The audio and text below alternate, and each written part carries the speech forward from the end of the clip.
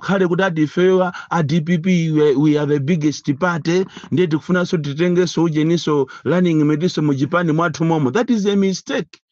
There is no way in what DPP mungu atenge so running medi mujipani mwanu momo. Yeti kuli mujipani zinazi kulipa maPPO, UTM, UDF afford. Mukanakala pansi ndi kuyangana about the Malawi.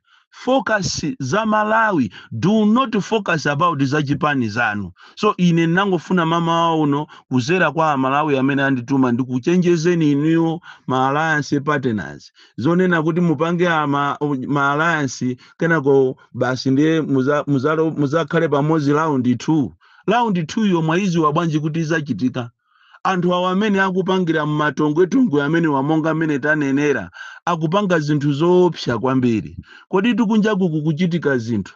That is why tikunena kuti ino ameki komanso ino apaki ni mabungwe mukuyenera musegule maso anu. Meki cholinga chake anachipasa mandate yopanga free and fair elections.